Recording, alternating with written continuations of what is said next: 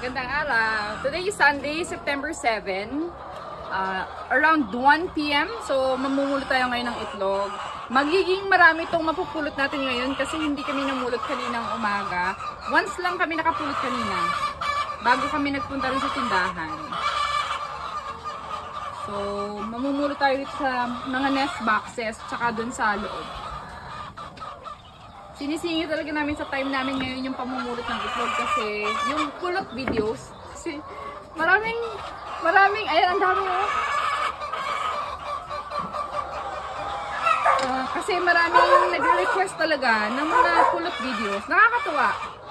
Nakakatuwa na maraming nakakagusto dun sa mga videos na ginagawa namin, especially dun sa mga pulot videos natin.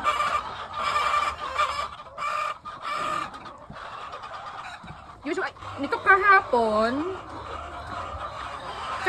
ang napulot namin 273 eggs. So, hopefully today, mas madami doon. Tapos, yung mga cracked eggs, hindi naman siya lumalagpas ng 15. Nasa range lang siya ng 10 to 12, mga ganyan. Yung sizes din ng mga itlog namin ngayon, mas malalaki na. Marami na kami nakukuha ng XL eh. Yung XL namin nasa 40 na per day.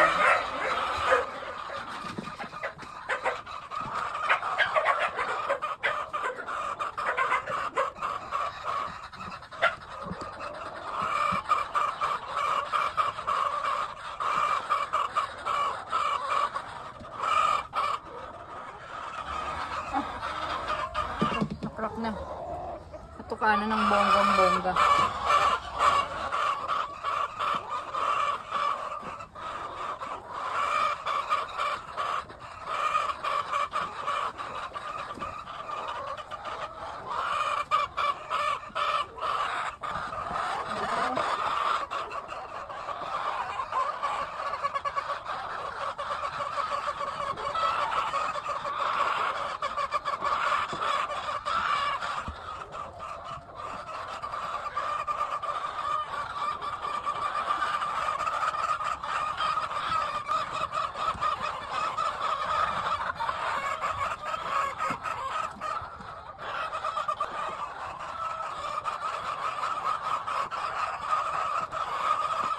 Ayan.